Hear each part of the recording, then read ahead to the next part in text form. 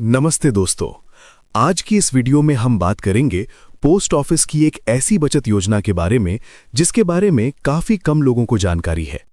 दोस्तों, ये स्कीम ना सिर्फ अच्छा रिटर्न देती है बल्कि आपके पैसे को सुरक्षित भी रखती है और साथ में टैक्स का बेनिफिट भी देती है। तो दोस्तों, अगर आप इस स्कीम में एक बार लमसम निवेश करते हैं तो 5 साल बाद आप 72 लाख रुपए तक की मैच्योरिटी प्राप्त कर सकते हैं। दोस्तों, ज्यादातर लोग रोज नई नई स्कीम्स के पीछे भागते रहते हैं। कोई शेयर बाजार में पैसा डुबो देता है तो कोई गलत जगह इन्वेस्ट कर बैठता है, लेकिन बहुत ही कम लोग उस स्कीम को समझ पाते हैं जो सालों से भरोसे का दूसरा नाम बनी बैठी है। आज का ये वीडियो अगर आपने पूरा देख लिया तो यकीन मानिए आपको दोबारा कहीं और भटकने की जरूरत नहीं पड़ने वाली है। दोस्तों, आज हम जिस स्कीम के बारे में बात कर रहे हैं उससे लेकर आपके मन में कई सारे सवाल होंगे, जैसे कि ये कौन सी स्कीम है, कौन कौन इसमें निवेश कर सकता है, इस स्कीम के क्या फायदे हैं और इसके क्या टैक्स बेनिफिट रहने वाले हैं, और यदि हमने इस स्कीम में 1 लाख, 2 लाख, 5 लाख, 10 लाख या फिर 15 लाख रुपए निवेश किया तो आने वाले 5 साल बाद हमें कितने रुपए की मैच्योरिटी प्राप्त हो सकती है। दोस्तों, सब कुछ जानेंगे बिल्कुल डिटेल में कैलकुलेशन के साथ। तो जानने के लिए वीडियो को शुरू से लेकर लास्ट तक जरूर देखना, और यदि आप हमारे चैनल पर नए हैं तो चैनल को सब्सक्राइब करके बेल आइकन को भी प्रेस जरूर कर देना। आइए सबसे पहले जानते हैं कि इस स्कीम में कौन कौन व्यक्ति अपना अकाउंट ओपन करा सकता है। देखिए, अगर आप इंडियन रेजिडेंस हो, सिंगल अकाउंट ओपन करा सकते हो या फिर आप जॉइंट अकाउंट ओपन करा सकते हो, मैक्सिमम 3 लोग मिलकर। दोस्तों, जॉइंट अकाउंट के टाइप्स भी होते हैं। टाइप्स ए है दोस्तों, सभी होल्डर्स मिलकर इसे ऑपरेट कर सकते हैं, और जॉइंट अकाउंट टाइप बी है दोस्तों, कोई भी एक होल्डर इसे ऑपरेट कर सकता है। इसके अलावा गार्जियन माइनर बच्चे के बिहाफ पर अकाउंट ओपन करा सकता है, guardian person of unsold mind के बिहाफ पर भी अकाउंट ओपन करा सकता है, और यदि आपके बच्चे की उम्र 10 वर्ष से ज्यादा है तो वो खुद भी अपना अकाउंट ओपन करा सकता है। दोस्तों, एक इंपॉर्टेंट बात, एक इंडिविजुअल कितने भी अकाउंट ओपन करा सकता है, इसकी यहां पर कोई लिमिट नहीं है। आइए अब जानते हैं कि आप मिनिमम और मैक्सिमम कितने रुपए निवेश कर सकते हैं। तो दोस्तों, यहां पर आप मिनिमम 1000 रुपए निवेश कर सकते हैं, उसके बाद 100 रुपए के मल्टीपल्स में। मैक्सिमम की कोई लिमिट नहीं है, आप जितना चाहें उतना कर सकते हैं, इसकी यहां पर कोई लिमिट नहीं है। और हां, ये इन्वेस्टमेंट सेक्शन 80C के अंदर टैक्स डिडक्शन के लिए एलिजिबल है अप टू 1.5 लाख लिमिट के अंदर। अब दोस्तों, चलिए बात करते हैं कि जो इंटरेस्ट है वो आपको कैसे मिलेगा। इंटरेस्ट आपका हर साल कैलकुलेट होता है। हर साल का इंटरेस्ट ऑटोमेटिकली री इन्वेस्ट हो जाता है। पहले 4 साल का इंटरेस्ट प्रिंसिपल में ऐड होता रहता है और 5वें साल में आपको प्रिंसिपल प्लस पूरा कंपाउंडेड इंटरेस्ट मिलता है। अगर आप चाहो तो पोस्ट ऑफिस से एनुअल इंटरेस्ट सर्टिफिकेट भी ले सकते हो या फिर इंटरनेट बैंकिंग से डाउनलोड भी कर सकते हो। आइए दोस्तों, अब जानते हैं इसके प्री मैच्योर विड्रॉल रूल्स के बारे में। यानी कि अगर आपके घर में मान लो कोई इमरजेंसी आ जाती है और आप अपना पैसा निकालना चाहते हैं तो उस कंडीशन में क्या हो सकता है। देखिए, नॉर्मल सिचुएशन में आप इस स्कीम को 5 साल से पहले तो बंद नहीं कर सकते, सिर्फ इन केसेस में ही इसे बंद कर सकते हैं। वो क्या है, आइए उसे जानते हैं। जैसे कि अकाउंट होल्डर की मृत्यु हो जाए तब, दूसरा कोर्ट के दिए हुए ऑर्डर के हिसाब से, और तीसरा प्लेज की कंडीशन के हिसाब से। अगर आप 1 साल से पहले से क्लोज करते हैं तो आपको सिर्फ प्रिंसिपल अमाउंट ही मिलेगा, वहां पर आपको कोई भी इंटरेस्ट देखने को नहीं मिलेगा। अगर आप 1 साल के बाद लेकिन 3 साल से पहले क्लोज करते हैं तो आपको सिर्फ पोस्ट ऑफिस सेविंग अकाउंट वाला इंटरेस्ट ही मिलेगा, जो कि काफी कम रेट है, जो कि अभी के डेट में लगभग 4% के आसपास है। और यदि आपने 3 साल के बाद क्लोज कर दिया तो स्कीम के रूल के हिसाब से रिड्यूस मैच्योरिटी वैल्यू मिलेगी। यानी कि सिंपल शब्दों में कहूं तो यह 5 सालों के लिए ही बनाई गई स्कीम है, बीच में तोड़ना आपको महंगा पड़ सकता है।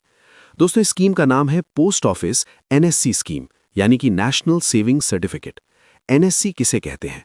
दोस्तों, NSC का फुल फॉर्म होता है नेशनल सेविंग सर्टिफिकेट।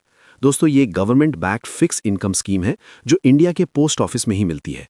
इसका टेन्योर होता है दोस्तों 5 सालों के लिए, और यहां पर आपको जो इंटरेस्ट रेट मिलता है वो करंटली अभी के डेट में 7.7% पर एनम का है। कंपाउंडेड, यानी कि आपको चक्रवृद्धि ब्याज देखने को मिलता है। चक्रवृद्धि ब्याज उसे कहते हैं जिसमें आपके ब्याज के ऊपर भी आपको ब्याज देखने को मिलता है। दोस्तों, अब आइए जानते हैं इसके ट्रांसफर सुविधा के बारे में। आप NSC को ट्रांसफर भी कर सकते हो, नॉमिनी या फिर लीगल हेयर डेथ केस में, कोर्ट के ऑर्डर से और प्लेज के केस में।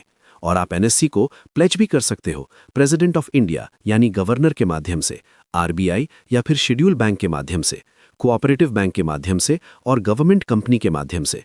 हाउसिंग फाइनेंस कंपनी के से भी आप कर सकते हो, मतलब कि लोन लेने के लिए कोलेट्रल की तरह भी इसे आप यूज़ कर सकते हो। दोस्तों आइए अब हम इसके ऑनलाइन अकाउंट ओपनिंग के बारे में बात करते हैं। दोस्तों एनएससी अकाउंट को अब आप ई बैंकिंग के थ्रू भी ओपन कर सकते हैं, लेकिन कंडीशन ये है आपके पास पोस्ट ऑफिस सेविंग अकाउंट होना चाहिए इंटरनेट बैंकिंग के लिए।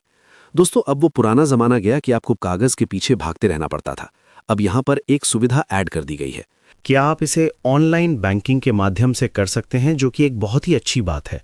आइए अब हम इसकी मैच्योरिटी के बारे में बात करते हैं। देखिए, डिपॉजिट 5 साल कंप्लीट होने पर मैच्योरिटी होती है। मैच्योरिटी पर आपको फुल कंपाउंडेड अमाउंट मिल जाता है।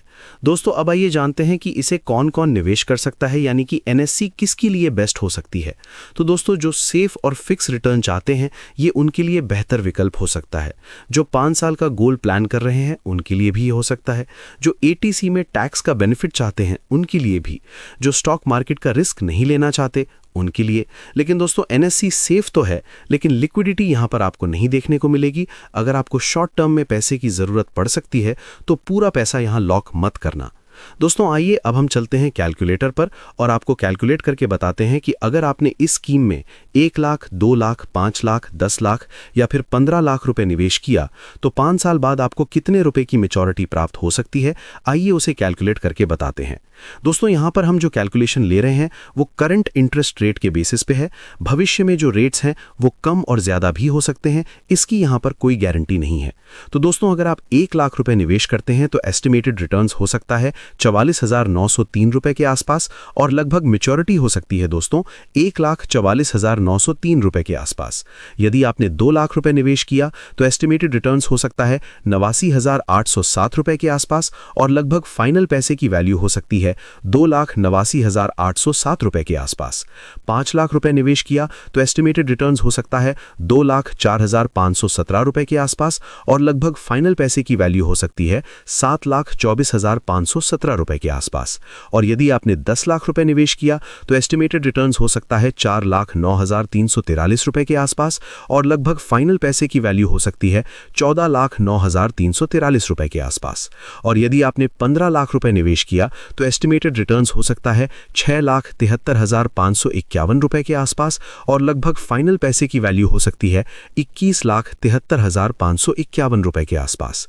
और यदि आपने 20 लाख रुपए निवेश किया तो एस्टिमेटेड रिटर्न्स हो सकता है दोस्तों 8,09,868 रुपए के आसपास और लगभग फाइनल पैसे की वैल्यू हो सकती है 28,09,868 रुपए के आसपास। और यदि आपने 25 लाख रुपए निवेश किया तो एस्टिमेटेड रिटर्न्स हो सकता है 11,22,585 रुपए के आसपास और लगभग फाइनल पैसे की वैल्यू हो सकती है 36,22,585 रुपए के आसपास। और यदि आपने 30 लाख रुपए किया तो एस्टिमेटेड रिटर्न्स हो सकता है 13,47,101 रुपए के आसपास और लगभग फाइनल पैसे की वैल्यू हो सकती है 43,47,101 रुपए के आसपास। 40 लाख रुपए निवेश किया तो एस्टिमेटेड रिटर्न्स हो सकता है 17,96,135 रुपए के आसपास और लगभग फाइनल पैसे की वैल्यू हो सकती है 57,96,135 रुपए के आसपास। और यदि आपने 50 लाख रुपए निवेश किया तो एस्टिमेटेड रिटर्न्स हो सकता है। अब दोस्तों मैंने आपको इस वीडियो में जो भी कैलकुलेशंस बताए हैं वो करंट इंटरेस्ट रेट के बेसिस में बताए हैं। भविष्य में जो रिटर्न्स हैं वो कम भी हो सकते हैं और ज़्यादा भी हो सकते हैं, इसकी यहाँ पर कोई गारंटी